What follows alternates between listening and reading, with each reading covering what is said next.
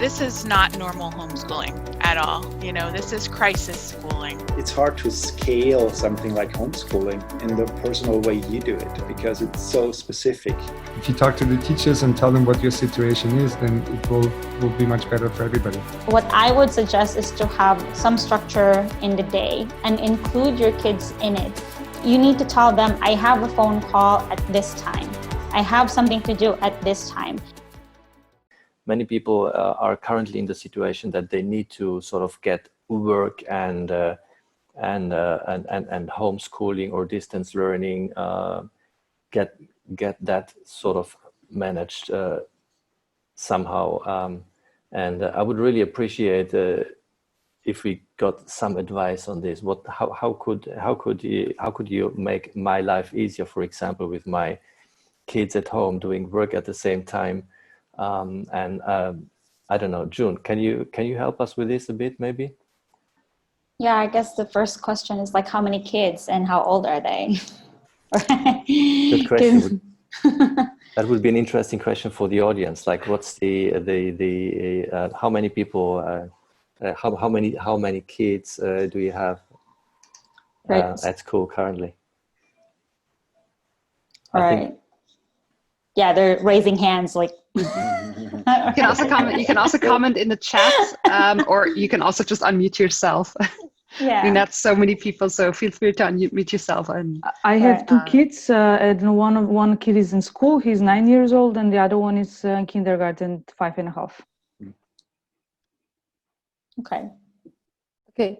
I have two kids. One is 7 years old, so he's in the second Volksschule, and the other one is 11, and he's in the first Gymnasium. And I'm working. Right. For my company.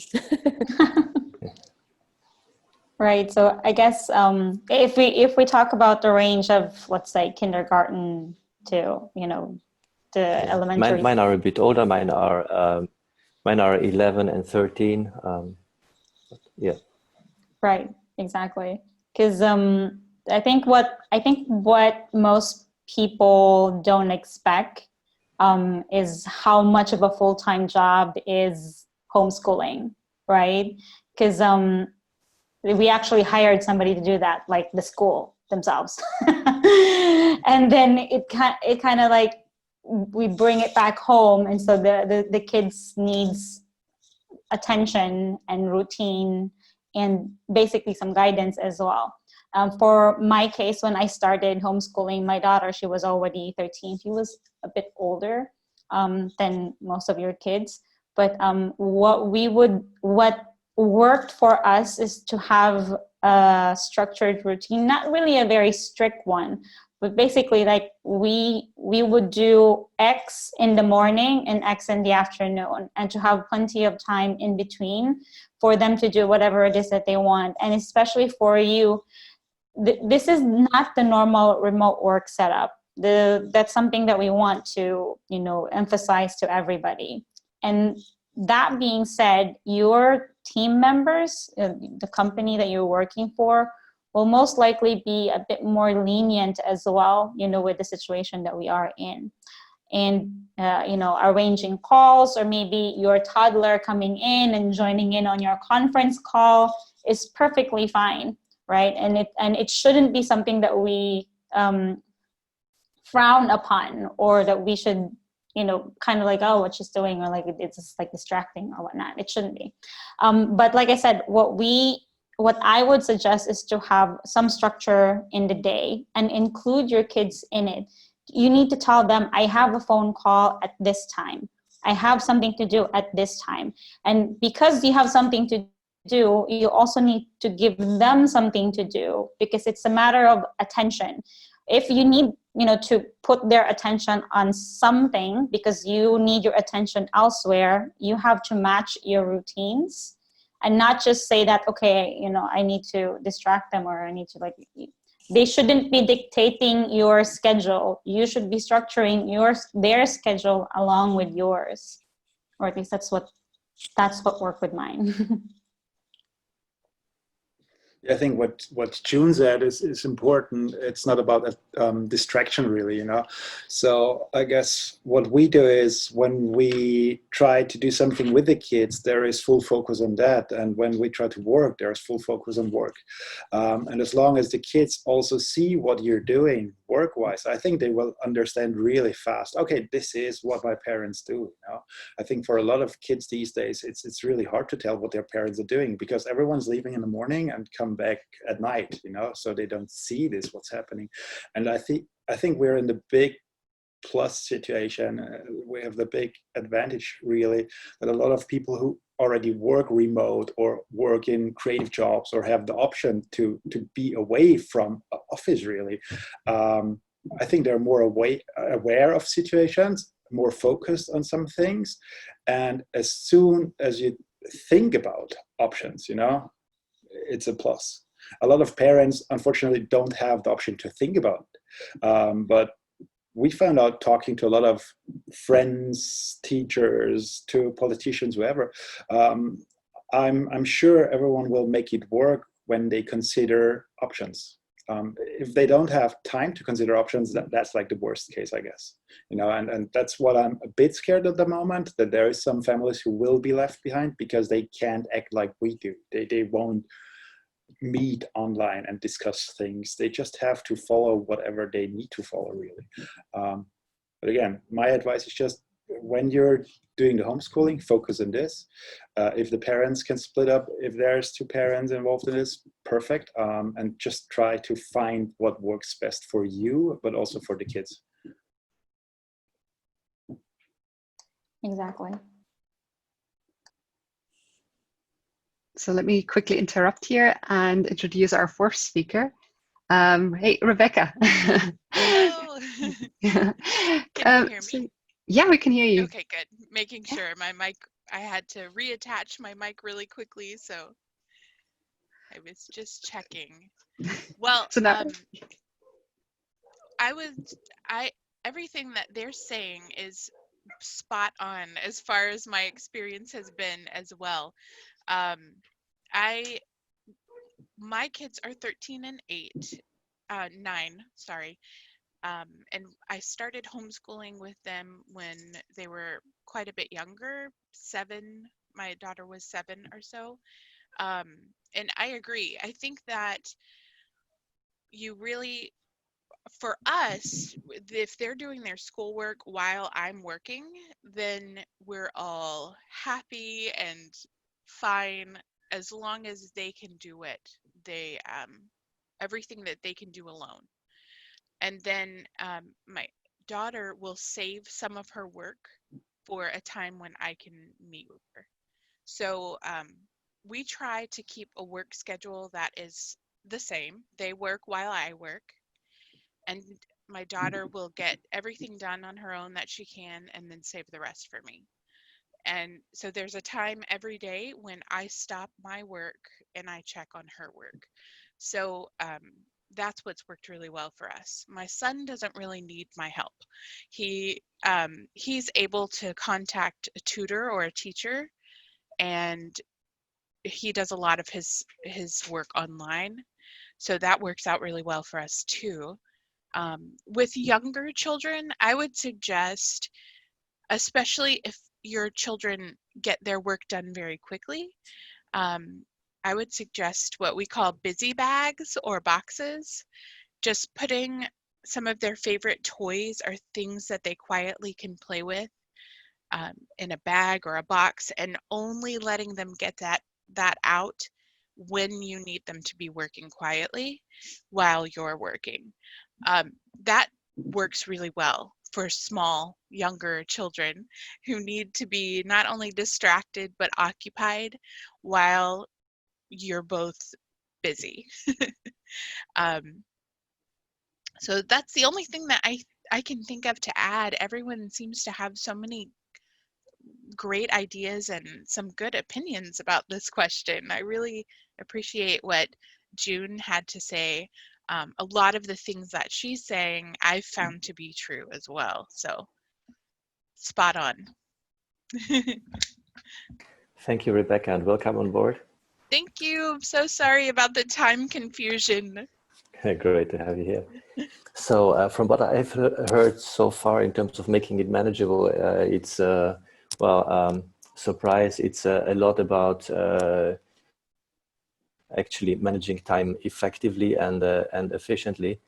What I'm wondering is, I don't know if you have seen that, but there was a video circulating, I think on I don't know, Instagram. I think it was a woman from Israel who was really like at the brink of collapse because she got like 10 emails an hour from teachers for different kids, and the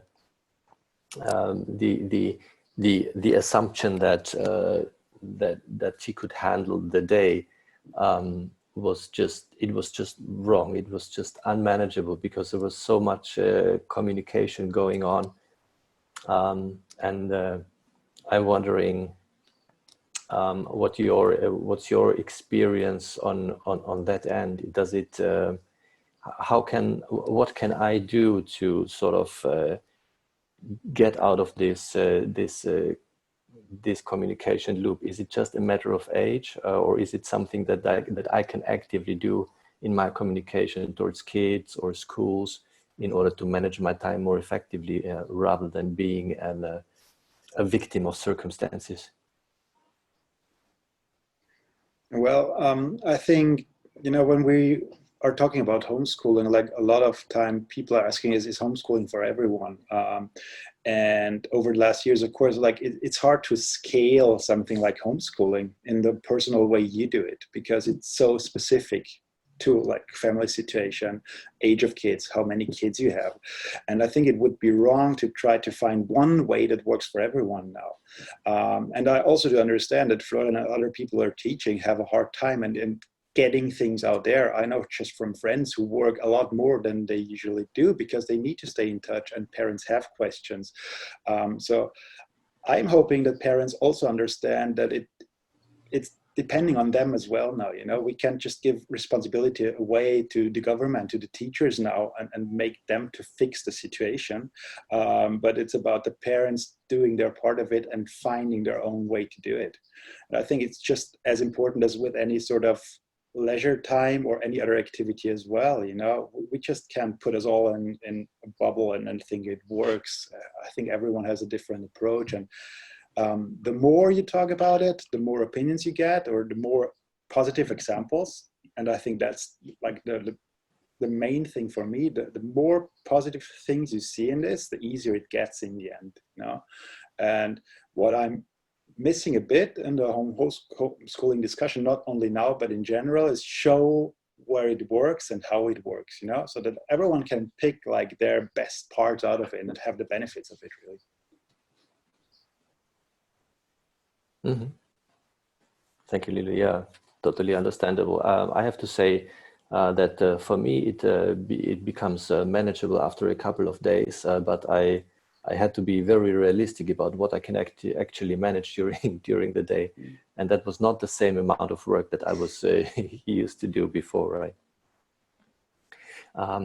So taking a different stance on the situation, like what does the current situation like look like from a school or teacher's point of view, Florian?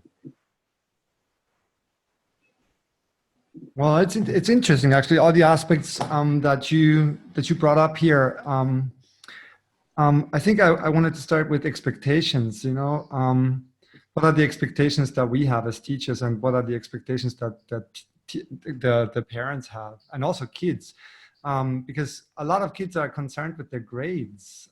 So they say, okay, how do I get a grade now? How will teachers know what I did? And I didn't have good grades last semester. How do I get better grades this semester if the circumstances are like this and I can't really take exams, or I can't really take oral exams or whatsoever? So this is actually, kids are really concerned with that. Also, the parents are concerned with that and have expectations, of course. And the teachers, they also have the expectation that whatever they send out to kids will come back immediately. And and all the deadlines will be met, and so on and so forth. So it's actually, the problem is that we all have expectations and they can't all be met at the same time. I think that's number one for me.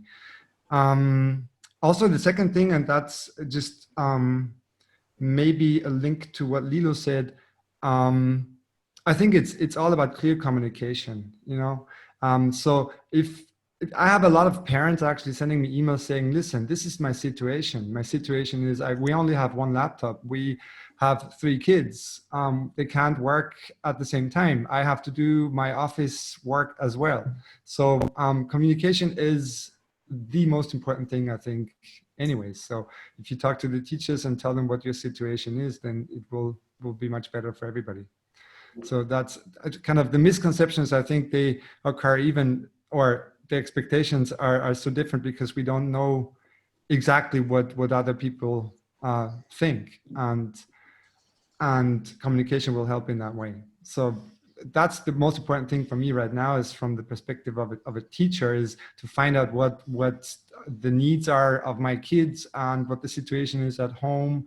If I can support parents, in what way I can support them. Is it just a tech problem? Is it organizational wise? The Ministry of Education also sent out a couple of, well, rules, because apparently parents are so overwhelmed with the situation, they can't think clearly.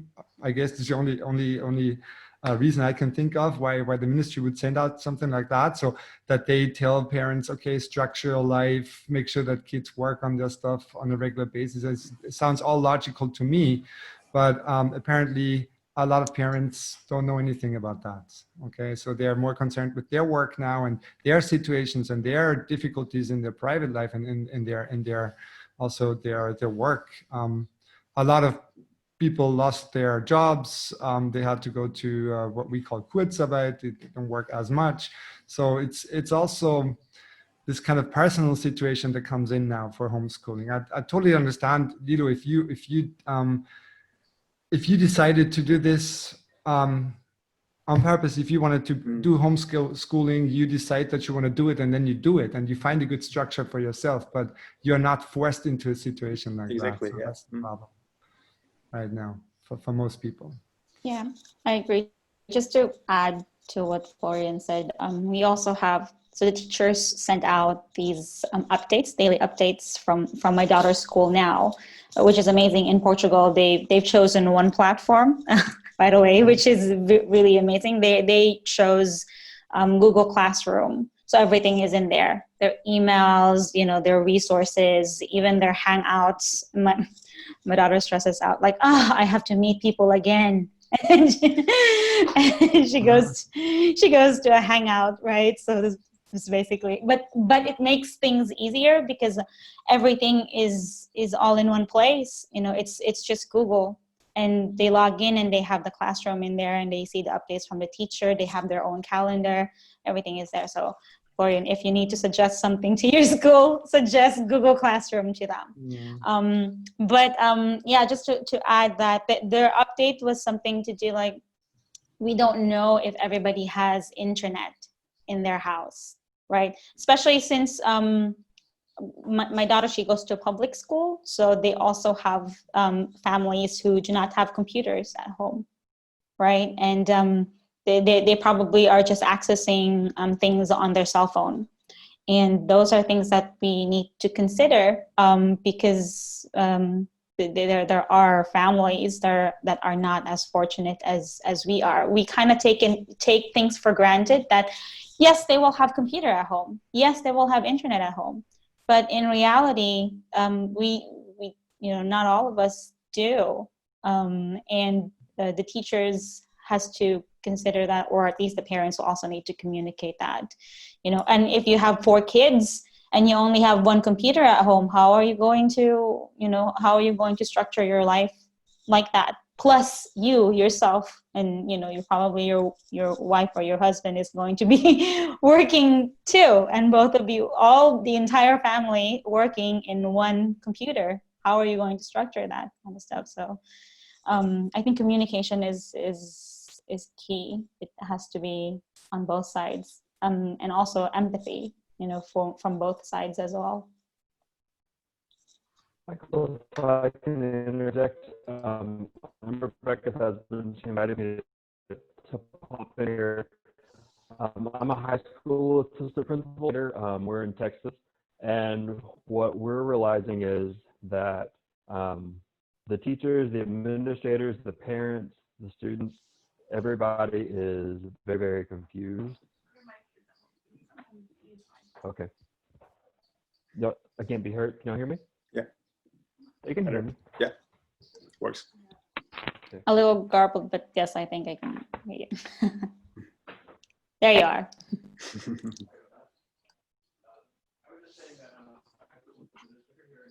So you're muted now. It's on mute. Perfect example of how this is a challenge for everybody. Yes, it is. Yes. I was just saying, I'm an assistant principal here and at a high school, and what we're realizing as teachers, as assistant principals, superintendents, all the way up through our school system, we're all having to adjust so quickly and figure out what in the world we're doing and how to best help people. You just mentioned a moment ago, not everyone having internet access. In the school district where I am, it's very low socioeconomic, and so at least 50% of our homes don't have internet access. Our school district does provide a Chromebook for every student, but that doesn't mean those students have internet access at home.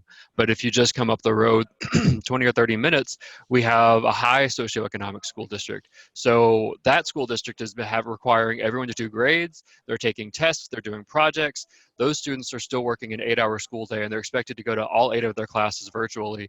Whereas in my school district, we're not taking any grades, we're not taking attendance, we're providing resources in case the students want to continue to learn or in case the parents want to encourage the students to continue to learn, but we have no expectation to hold them accountable for any of those things, because we also realize that some of our students are in terribly abusive situations, they're in poverty situations, their parents may be working, some of them are taking care of siblings, they've become full-time babysitters, and so trying to get all of our teachers who are on very different, have very different perspectives and very different comfortable, or very, I don't know, levels of comfort when it comes to technology, trying to get everyone on the same page as a school district has been very challenging. And so you're probably getting mixed messages from different teachers. And if your children are at different schools for different grade levels, it's very confusing, I think, for the whole world right now. What I'm excited about is that we have so many people who have not embraced technology and some of the changes and amazing things that are happening in education, that I do think a positive that's going to come out of this is we are going to move forward as an education community and really tap into some resources that are available that people have been hesitant to tap into before, just because it's a little bit scary and it's a little bit unknown. When it comes to trying to figure out how to balance work life with personal life, I'm getting calls from teachers constantly. I'm getting calls from, we have curriculum and instructional coaches who are kind of guiding our teachers, and I have to participate in administrator meetings. I'm getting emails, and I'm also trying to be a good dad because I now have more time to spend with my kids than I've ever had before. And so I'm trying to figure out those priorities. So for example, yesterday I kept making plans with my daughter to go on a bike ride, and we'd get a different phone call, a different phone call, a different phone call. And finally I just had to start responding. I'm on my way to take a bike ride with my daughter. I can answer this in a minute. If someone was crying or cussing or freaking out, then I could say to my daughter, okay, let me take this call real quick. I'll be right with you. But it's just trying to learn that priority. It's a new schedule for all of us. And what June said, your school district or your schools are using Google Classroom. Yeah. Our school chose to use Canvas, which is another platform, kind of like Blackboard. And I know them. a lot of our teachers were using Google Classroom already, but as a district, it was decided that we would use Canvas. And so I have teachers that are very, very frustrated because their students are comfortable with Google Classroom, but as a campus or as a district, we want to make sure that we're all using the same exact platform so there isn't as much confusion. And so the teachers are struggling with getting those deadlines. And what I keep telling the students and the teachers is give it a week, give it 2 weeks. It's going to become the new normal for the short term, but we all have to learn to get into these adjustments. So where some teachers were assigning too little, some were assigning too much, it's just going to have to become a new pattern of how we do this. And it's not going to be the new normal forever, but for the short term, we're all just having to adjust in very difficult ways, I think. Yeah, I completely agree. And just the thought of shifting from one platform to another is already frustrating enough. right? And then unable to actually implement that to everybody, to every student is another. Like half of your classroom do not have internet access or do not have computers at home. So how are you going to monitor that?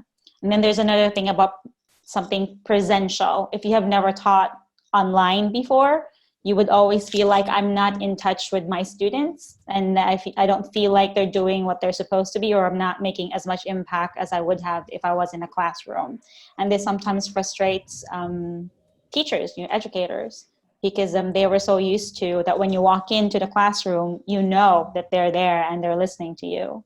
But one of the things that we're doing with paper packets, we are a small enough community that if we have students who don't have internet access, we're requiring our teachers to also create a paper version, and they can come and pick it up. But I know that not all communities are close enough to each other to be able to do that.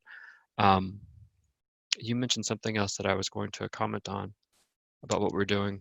What I keep trying to emphasize to the teachers that are struggling with this is just to keep in mind, just your family may be okay. Your family probably has a good source of income as an educator. You have a lot of resources available to you.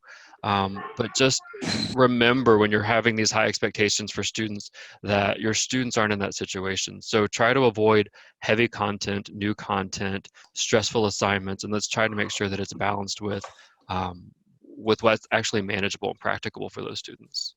yeah, I completely agree. With the teachers here, they always the beginning of the email is always like, we don't want to overwhelm you, but there's another assignment. But they try to pace it so that the students kind of adapt slowly into the routine and using the tools and doing the Google Hangouts, and it's a good steady pace so far.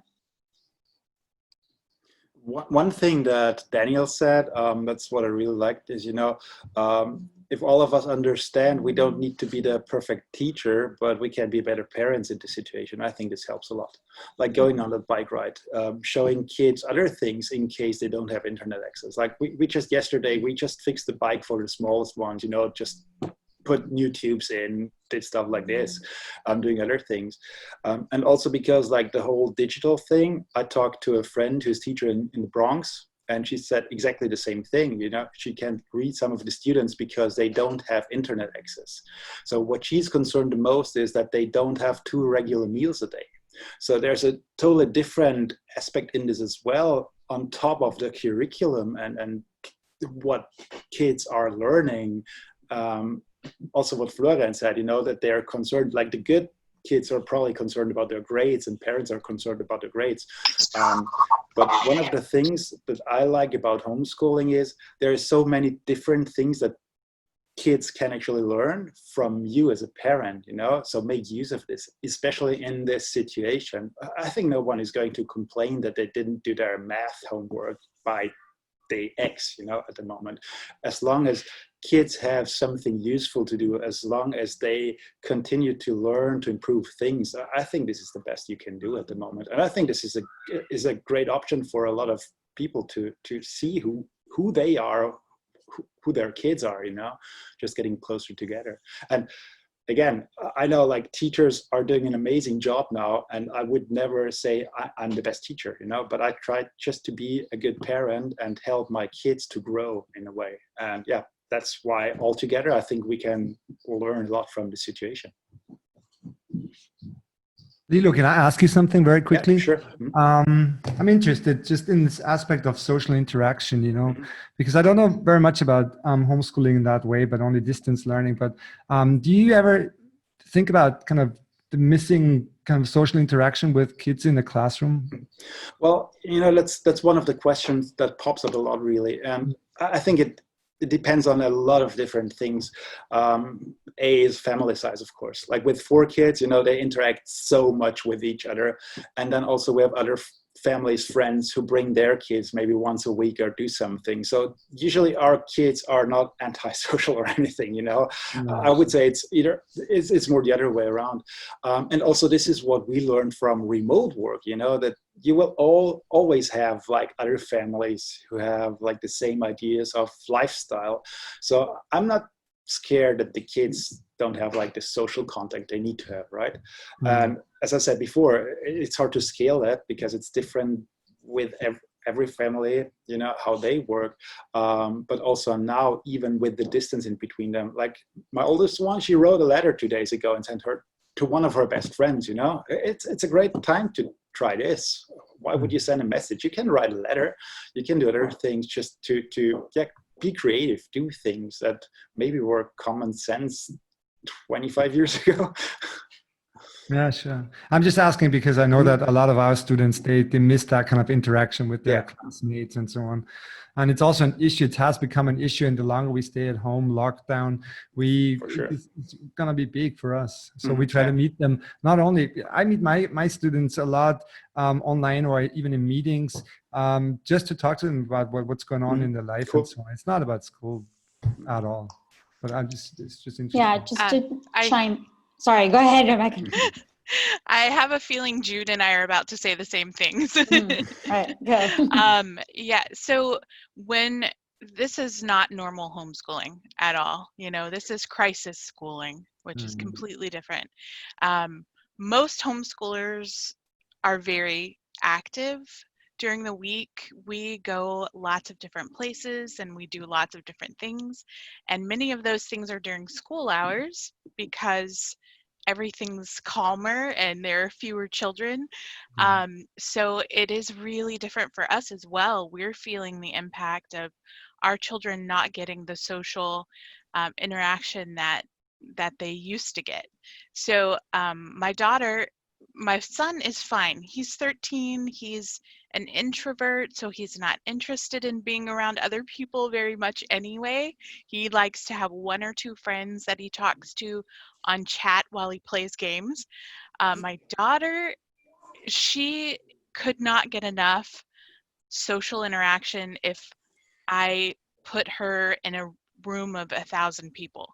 Like, she could talk all day long. So she really yearns for that interaction. So we've set up play dates for her as far as she can go online with her friend and they play with their toys and talk to each other and just act silly and so she has at least one person to talk to every day because we just can't fulfill that need for her. There aren't enough of us in our family to do that. So so she really needs that social interaction. And I think that kids coming right out of public schooling or private schooling, it is a need for them. And I really like what you said about making sure that you talk to them once a day about what's going on in their lives and not just schoolwork. I think that they really need support in that way. Going back just a little, I wanted to say that all of the teachers that are, that I'm friends with and that I'm acquainted with through writing, because I write a blog for educators, and I was a teacher in the public school setting for 13 years. And they're all really overwhelmed. They're probably just as overwhelmed as parents are right now.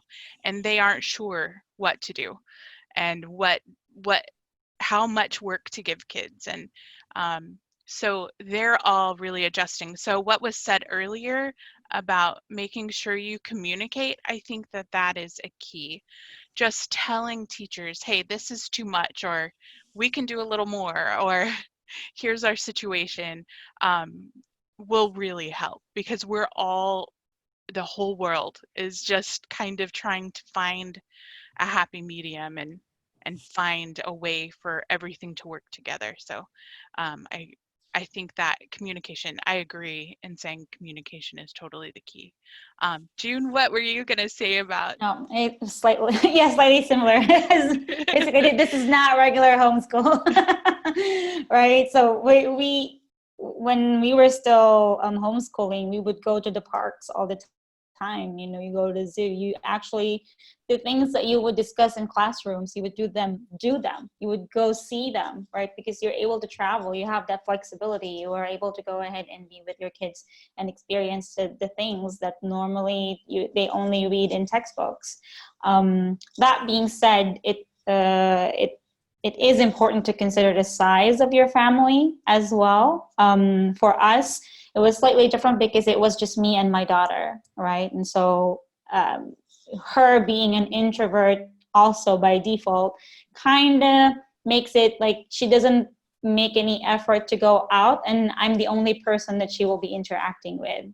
So that for us at that time, it was a decision that I made that, you know, you need to go to a regular school for you to have this type of interaction. But also, you know, thinking about it, if we had communities, and this is what we try to build in Grow Remote, by the way, is we were a nonprofit organization. Like, that's a plug-in right there. But I mean, like with our organization, we're trying to build these communities of remote workers, so that our families can interact with them. So if I chose to become a remote worker and homeschool my kids, I would still have activities that I can bring my children to, you know, to interact with other kids as well, because right now we don't have that, you know, and most of the social interactions that they will get is in school, or maybe in community sports centers and those types of you know, setup, or maybe you can enroll her to a choir or an art school. But the thing about those is that those kids normally have interactions elsewhere as well, and the friends that they meet in those classes, they already know, right? And so we tried it with my daughter. We tried enrolling her to a community, you know, for the sports, because she needs to have at least one sports activity elsewhere, like outside. And she didn't like it. She felt alienated. So it was a little difficult for her, especially in another country wherein you don't know how to speak the language. So it's twice as difficult for her. But yeah, there's factors to consider with regards to social interaction, definitely.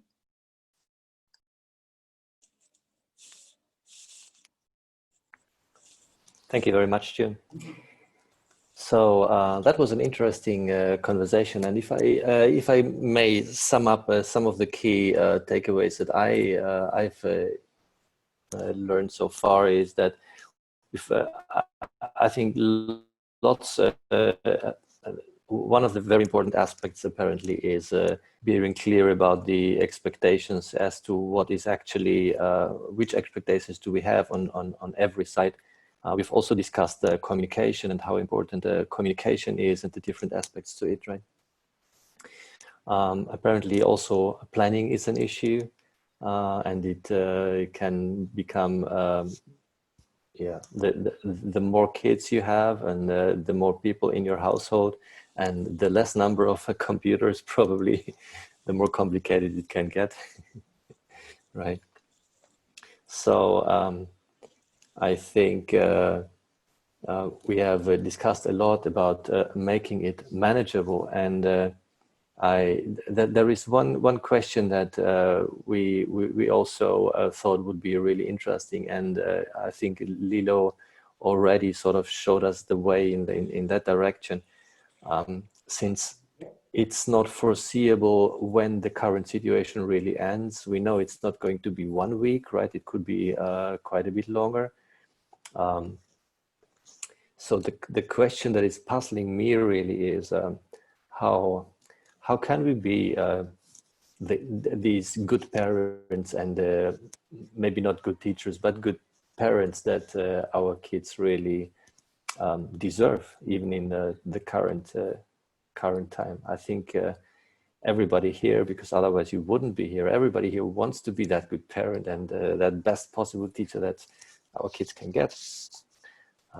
So what advice would you give us at that stage? What I found out is sometimes I try to work, I'm sitting on my laptop and my kids are there, and I told them to like do their maths or whatever, and they get distracted by me working on my things, or they need help. So for me, it's so important to understand, even now with 3 years of homeschooling now, to understand that there needs to be the focus on them as well, and sometimes we just need to figure out like what's their best times a day to learn, to be productive, what's my best times to do that, what are times where we can interact with each other. Maybe this is the part about being a good parent, just not be selfish. Everyone has this hard part of having to work remote now and still bring in to pay for rent and everything, but the kids are there now, and what they learn now, and they see how we handle a crisis at the moment. So take your time to do this. I think this is a really important part. For us, with Katja and me, for example, we tried to split the times, and also when we decided to do homeschooling, we were sure and we were aware of this fact that we have to do more night shifts than before, for example, just to get our work done, or get up earlier to get our work done. And I think this is the responsibility we have as parents, even more now than anytime, to make it easier for our kids to grow and continue working on it. And on the other hand, they will give back, like when I go out and say, okay, listen, I need to go and work, or I need your help, I think they will understand a lot faster that it's really important at that point, and then try to stay quiet, calm, whatever. But it's permanent learning for us as well. It doesn't stop right here. We'll continue to do the same thing. I agree with that as well. When I first started homeschooling, some people that were friends of mine who had been homeschooling for a long time said, make sure that you give yourself time that is quiet every day, where the kids go to their rooms and read or play quietly, and you are able to do something on your own.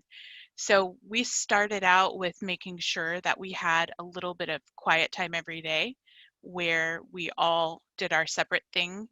And that's really helped us a lot in homeschooling, because you have to have time where you're able to think.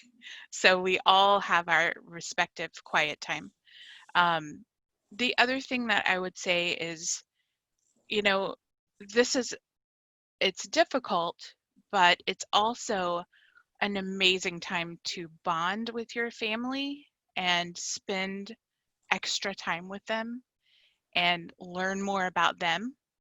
And I think taking it as a gift rather than something that's really difficult, just focusing on the difficult parts, and enjoying being together. I think that that's really important, because you can make memories now that you may have never been able to make before. And you're spending more time together, which means you can understand each other better and enjoy being together. So it's hard sometimes to be together that much. It's definitely trying for your family, very difficult sometimes for you to be all together in a small space. But if you can find a way to enjoy it and just find a way to celebrate, small things. Yeah, you got your maths done, or you passed a test, or just anything during the day, and just make joy a priority. Make doing things that your children enjoy, that you enjoy, making that a priority has been important for us as well. Yeah, just to add to that, my background is basically all in the space of remote working. So I teach people how to work remotely. I help companies convert remotely. We are trying to do a mentorship program about working remotely. But as a parent, the one thing I would warn people about it is when you are working constantly at home. Sometimes you take things for granted, that you can see your kids all the time. They're there, like they're right there, like I can see them, right? And so you would think that that time where you can see them is time that you're actually spending with them, when in fact your attention is elsewhere. And so I went through a phase in my career where I was a workaholic. So I was working 73, 75 hours per week.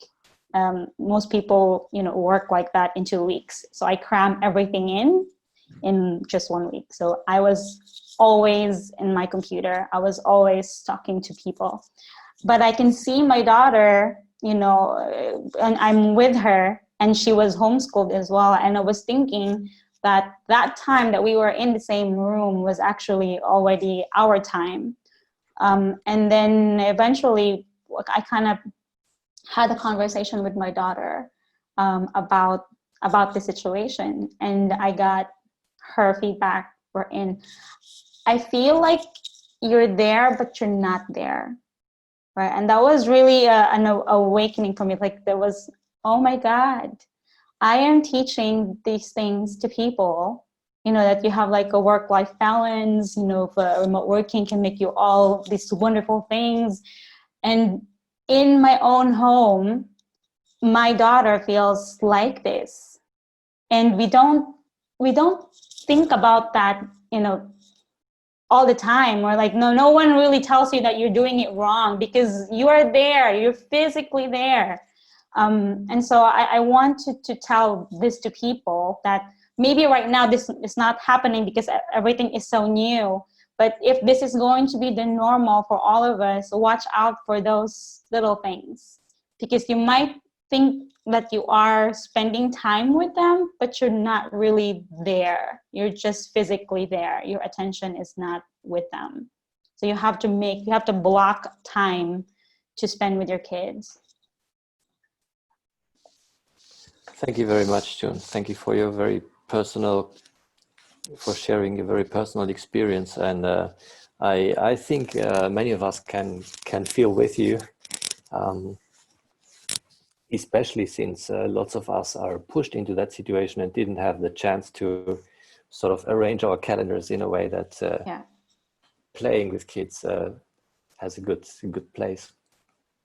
And yes, I think we have learned that this is something that we should make our priority, right? Also, Lilo was mentioning this, and I can also totally relate to it. Now, what's the teachers and schools point of view on that matter? Florian, what would you say? I don't get your point. I'm sorry, but what do you want me to elaborate on? I think the key topic that the conversation was circling around is how can we become better parents, better teachers in the current situation, and what would be your advice for us? Well, first of all, stay relaxed. As we all know, I mean, from the perspective of a teacher, we know that learning is something that goes on and on and on. It's lifelong learning. Teaching to the test is always possible. So even if you miss 2 or 3 months or half a year or whatever, kids can really catch up on things very easily and very quickly if they are in the correct setting, so to say, and if they want to. So the two key elements for me here are that we keep our kids motivated and hungry for education. I think that's one main point for me. And the other one is that parents will act as a role model. This is what we do at school. We try to be role models for all kinds of things for them. And I think this is now the role of the parent as well. And what we see sometimes is it's getting more difficult for us at school to keep up with all the things that are changing at home in general. So exactly what we were discussing now is that parents tend to have less and less time for kids at home. and then they expect teachers to I don't know, to educate them in that kind of way and be their role models, even though the parents should be the role models, the real role models at home, I think. So you can't do more than you have energy and time for. So I think you should try to be relaxed and say, okay, even if there's a lot of pressure coming from teachers and from the school community, just sit back and well, it's okay. School can never be as important as family, or never be as important as those key values that you can teach them at home, I think. And for all the other things, I think kids are usually capable of dealing with all the issues that they have to do for school or in school. And even now, I think it's getting easier for them to learn a lot of things online. The study online has never been easier now. So it's all there. I mean, we have all those perfect tutorials for anything. I mean, I see a lot of kids, if they are motivated and if they want to, they can learn whatever they want. They can teach themselves whatever they like. So it's not, parents don't have to be the perfect teacher, I think. It's just that they make sure that their kids stay motivated and that they have fun, yes, and they feel the joy, and that they have parents that show them that hard work is important, but also that they need to relax and have joy and fun, and also have times off. I think this is just what I wanted to say from the perspective as a teacher. Thank you very much, Florian. Thank you. I would like to add something to this, because Daniel posted something and what Florian said, you know, I mean, I guess everyone should be aware that we're all in the same boat at the moment, you know, we're just sitting in different positions. And so there's no wrong or right when you talk to other persons, but we had that before. Please communicate with each other. I think that's important. Exchange knowledge, exchange thoughts, exchange emotions. What Florian said, you know, try to stay relaxed in a way if it's possible, because I mean, the more calm you're as a parent, the easier it will be for the kids to like create the best out of the situation, really. And yeah, I think as long as we are all staying positive in this, you know, everyone will find their ways how to work with the kids or play with the kids. And it's not work or play, you know, you can mix whatever works best for you. And I like that what Florian really said, you know, like keep them motivated. I think that's the main point. Keep them hungry for knowledge, keep them hungry for doing something. That's my advice. I also wanted to add, as an educator, I always tell parents that you were their first teacher. You were the person who taught them to sit up and walk and not to scream in the grocery store or in a church setting. You were the person who taught them to feed themselves and go to the bathroom and all of those things. So you have always been a teacher. You have always been your child's teacher. It wasn't formal before, but you have always had that role in their lives, and they've always done what they see you doing. So as you are kind of stepping into more of a formal role as teacher, just remember that you're capable of this, that no one in the world, no teacher in the world can teach your child like you can teach your child, because you understand them. You may not be an expert in math or language subjects or things like that, but you are an expert on your child. And that knowledge should make you feel like, okay, I can definitely handle this. I know this child.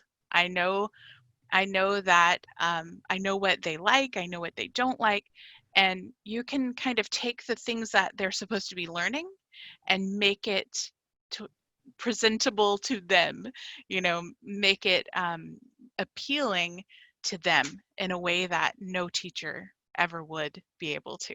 So feel confident in that and feel secure in knowing that you are your child's teacher. You are the person they look to become a human. You know, they're modeling themselves and their experiences after yours.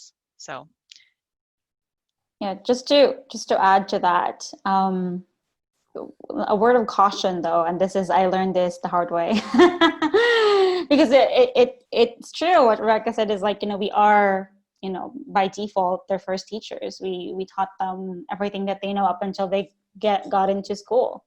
But then eventually when they go through the years and they grow up, we kind of forget that we did all of that, right? And so what happened with me is like, I would suggest to parents, try to lower your expectations. So for me, and it's just so, and I don't know why, but maybe because it's so emotionally charged, or you're like emotionally attached to this person and you have really, really high expectation, and you would look at the lesson and then try to teach them, and then they will have this blank stare at you, and it's like, but this is really, really basic, like why don't you know this, right? And you would think that they know, but they don't know, and it's not their fault that they don't know. It's because they didn't, you know, they don't know. It was not taught, or they did not encounter that information. But for you as a parent, you're kind of like, but you should know this. Why don't you know this?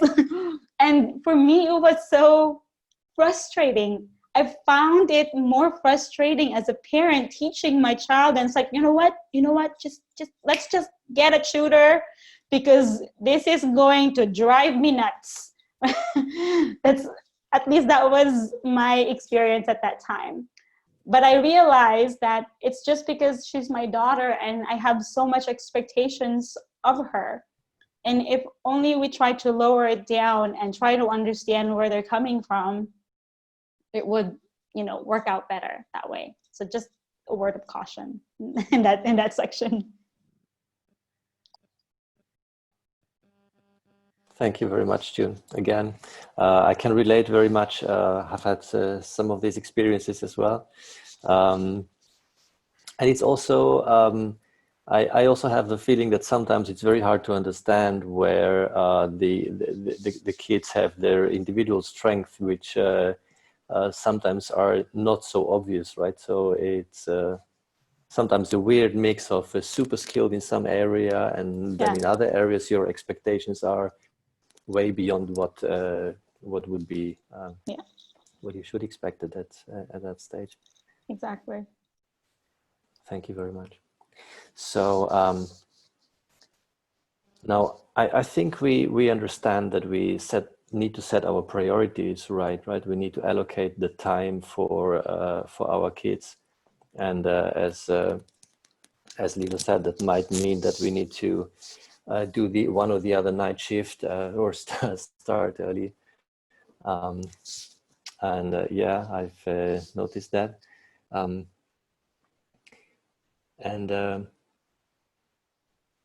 I understand that we should sort of make sure that learning stays a joyful experience, and we should rather aim at making it a joyful experience rather than the sort of rather than a high performance learning machine. Still, I wonder, I mean, it depends on age also, but what would be your advice in terms of making that learning experience also an effective one for the kids, so that they also can spend their time effectively? Not only us as parents, but also that the kids have a good learning experience. What do we need to consider for that?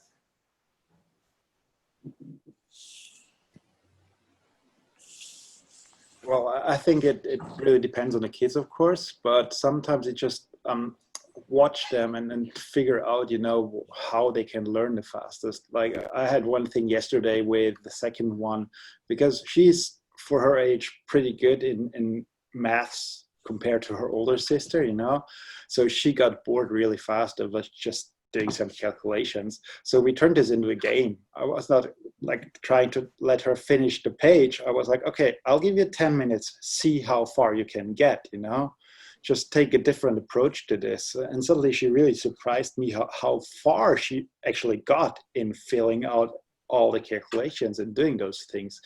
So I think most kids love learning, love continuing to do something. And if you hit that sweet spot where they are open to do it, you know, then you've done something perfectly right.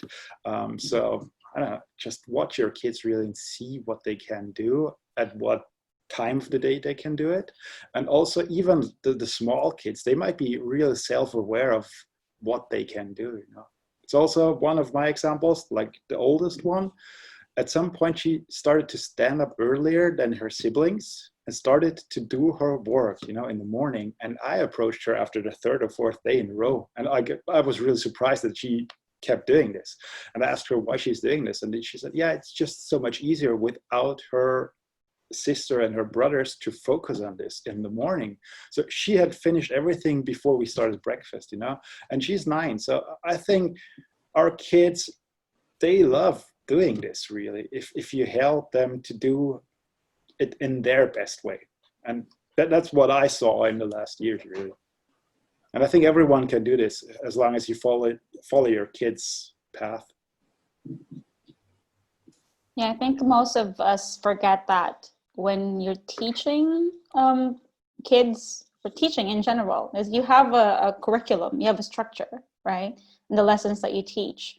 But ultimately, it's the learner that actually they need to be willing to do. It's just a guideline. You're there to guide them that these are the things that you need to teach.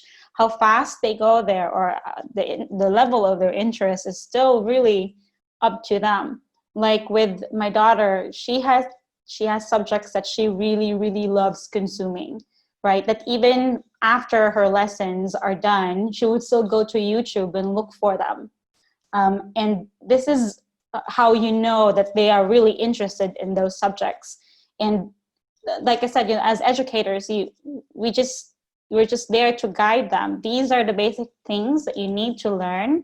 Now, how much you want to learn about them is going to be completely up to you. Whether you stop from this curriculum and this, you know, this set of information, or if you want to go and research more. And it's amazing during this time, because way back then, during our time, we just had the encyclopedia and the library. But now information is there in their devices, and you know, whatever topic they come up with, they can go ahead and search for it online themselves, which is amazing. But can you see a change in your children's behavior of, you know, how to retrieve information and how to, because we can see that, at least I can see that there's a change in the last like 10, 15 years. I've been at my school now for 15 years, that they can't concentrate that well anymore. The time span that they can focus on things is so short now.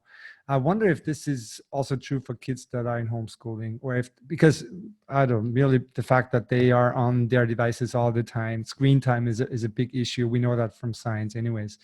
So I wonder if that is also an issue for you, that they can't concentrate for a longer period of time. That makes it difficult. Yeah, it's true. It depends on the day, really, you know, and sometimes you can tell after 3 minutes it's not going to work at that time because their focus is not there, or they lose the focus really fast. Also, this is something, because Daniel typed a couple of interesting things in there, and I agree, you know, it's not like homeschooling is not a mirror of school. And again, deepest respect to all the teachers, because teaching in a class is so different to teaching at home. Just the one-on-one situation makes things in many cases a lot easier, as long as you stay flexible in doing this, you know. The focus thing, I agree with you. Also with screen time and other things, we try to avoid screen time whenever possible, try to do as many things as physical as possible, you know, try to stay analog in a lot of things. And again, in this way, there is no wrong if the kids try to figure out something themselves. If they try to find information, it can be trial and error. there is no such thing as, oh, you're totally wrong. You know, it's like, how do you get to that point? And also, I think this is what prepares all the kids now perfectly to a work environment, that it's not about the best grade at this point. It's like, how do you get there? And are you happy with the output in the end? You know, did you get something out of this? This is what I see, as others said before, you know, it's see it as an option, really, see it as a big opportunity. I understand it's a challenge. It's a challenge for every one of us. But as long as we don't see each other going together into this, you know, it's not like parents versus teachers who's doing a better job. Not at all. It's like, how can we all together create something that will change education, you know? And also, Daniel typed this in, it evolved. Like, education evolves all the time, you know, like the ways how to work with the kids evolves. We have new technologies that haven't been possible 10 years, 20 years ago. Great, let's do something out of this, you know? I mean, we would be stupid if we don't take this as a chance. I think that where homeschooling and normal schooling are, you know, in the building schooling, where they really differ is that you can follow, like Lilo was saying, follow their path. You can take all of the things that they're learning and learn them through what they're interested in. So it's very much learner-centered. My kids both do have short attention spans generally, but they can sit and study what they're interested in for hours and hours. So when you're able to kind of mix it in with what they are already interested in, it does help them in their learning a lot. That being said, you can't always, you know, if your child is learning, I don't know, I can't think of a good example, but if they're learning something that, you know, language wise, and they love gardening, then it's hard to find maybe that connection. For some parents, it's hard to find the connection. Or like June was saying, sometimes you try to teach them something and they're missing an underlying understanding. And as a parent, that's different. If you don't have a teaching background, you don't know what the missing part is. And so that's when you need to contact a teacher or a neighbor or a friend, because we are all doing this together, you know. So I think it's just a lot more flexible. The learning is a lot more flexible when it comes to homeschooling rather than in the classroom, because when you're in the classroom, there are just too many children there. You can't do such learner-centered learning. It's just not possible. So so it really is a totally different world. And it's really conducive. The homeschooling atmosphere is really conducive to, okay, if you're not ready, if you're thinking about other things and unable to learn your multiplication facts today, or right now, we'll come back in an hour and try again. One of the ideas in America with homeschooling is called unschooling, and children will come from public school, transition to homeschooling, and parents will say, okay, for the next 2 weeks, you do whatever you want to do. Doesn't matter. Just fill your time however you'd like. And what we find is that when they do that, when they approach learning again, they have like this renewed sense of, okay, I can handle this, I'm ready to learn. And they are more naturally curious because they've been following their own curiosity, and it kind of just sparks that interest. So I think that in education, we don't have that time so much to let there be a lull so that the interest can be renewed.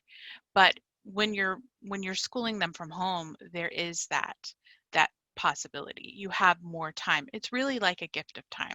That's what a lot of this is. It's just the gift of, okay, we can relax and not be so focused on getting it done, and you get more done. because you're not so focused on it. It's kind of ironic the way it works out, but it really does work out. Thank you very much. Thank you very much. That's a very important lesson for us eventually. That we sometimes need to let loose to actually become better at what we wanted to do, right? I think also I'm sorry I keep taking so much time, but I think that as educators, we see this happen like over breaks. Winter breaks, every single year that I taught, I would have children go home over the winter break, not knowing all of the things that they really needed to learn. And they would come back and be right where they were supposed to be. Having done no learning while they were gone, they were suddenly where they needed to be. So it's almost like your brain needs that time to process. And with rest, you're able to conquer those things that you weren't able to do before. So rest is a really important thing for the brain. Can I ask one final question very quickly to the homeschoolers?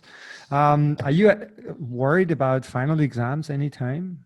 Like, it's usually, I don't know how many years you have your kids at home and teach them and so on, and then they have final exams, right? Anytime in their life, they should have that. Are you worried about that anytime? I'll try to put it briefly. I mean, it's hard because this is something, of course, that comes to your mind. There's one thing, because in Austria, if you don't pass the final exam, the kids have to go to public school in the next year. So this puts some sort of pressure on parents, really, On the other hand, I looked really deep into the statistics just to see what are the chances of not passing that exam. And it turns out it's sort of the same percentage, like 1 to 2% who are not going to pass the test. So about the same percentage that kids don't make it to the next grade anyway, So I think you can work with this for sure. And the other thing is what I said initially, like in the beginning, it's more about like having nice examples, having those benchmarks ready. And I had last year had a really interesting conversation to a 19-year-old girl. We had a panel talk at the Wirtschaftsuni in Vienna at the university about entrepreneurship. And she approached me after the whole panel talk, and tried to ask me some questions in homeschooling. So I flipped the question because I understood she's a student now in university. She just, I think she studies, I'm not really sure. I think 2 things like economy and rights or something like this, So I tried to find out how she got there, what her path was. And it was really interesting to see like a 19-year-old girl being so self-sure, so self-aware of how she got there, what she needs to do. And I think this is what others already said, what Rebecca said, like the kids, if they want to go there, they get there. Also what you said, right? If the kids need to figure out something, they will get there. So in the end, if we're not only focused on the exam really, but more try to document the process and progress, I think that's the best way that's happening in education now as well, right? That it's not only, okay, you need to have like the A or the B+ or whatever. It's about how you got there. Did you improve? Do you have fun doing this? Are you staying motivated doing this? And yeah, again, I think this is like a good chance to find out about this. Thank you, Lilo. We are running out of time. I mean, it's a meetup and we are flexible, right? But we need to be prepared that some of us here have a strict schedule, and I'm not sure about the people on panel. I would like to give the last chance, maybe, to ask questions to from our audience. Is there anything that you would still want to address briefly before we close the official part of our session?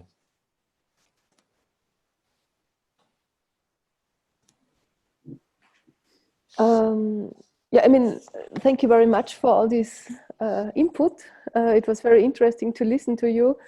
Even that I felt sometimes that we are not in the really same situation, because I enjoy it that my kids are in school and not at home. And but I took some things with me, and probably it's also a summary of the thing, and then I have to continue with the boys. Make joy priority. This is something that I will remember very strong, and I will take myself like this and remember. The other thing is that to split the attention. This is something that I took with me. So to split between this is working time, this is schooling time, or kids time. And if they need my attention for their work also, then I cannot work in parallel. This is our most conflict we have, in fact, at the moment. As always, keep children hungry for education. Yeah, of course, that's a very good point. But now that I see what they are doing at school, it's not easy to keep them hungry for learning these things, really. I mean, sorry, but there's space to improve the topics. And another point is that I took with me is the lower expectations. Yeah, that's also a good point. And I think June brought it, that you have the expectation to, you should know it, and why don't you know it? And that's so easy and everything. And in parallel, you have somebody in a call, and the smaller one is asking, and the first one cannot even write the right word. And so lower the expectation, split the attention, and then make joy priority. So this is my summary for me, my conclusion, and thank you very much. Thank you for sharing. Welcome. I also would like to add something to that. Can you hear me? Okay. Yeah. The biggest thing for me today was that you all agreed that this is not normal homeschooling and this is crisis schooling. And I'm so relieved, because we are doing homeschooling for 2 years, and now I'm kind of in panic sometimes. Okay, this is not what I'm used to. What is happening? Because all the social interactions are cut, and we are not doing the same things we used to. And I also experience a little bit more pressure from work and from other groups where we are doing homeschooling. So we have different groups where my daughter is going to, and the expectations somehow rise. And so that's why I'm so grateful for today, because there were a lot of wisdom, and I can 100% relate to everything you said, and so grateful for this. And I'm hoping that there will be more meetups like this, because it was so fruitful and a lot of joy as well.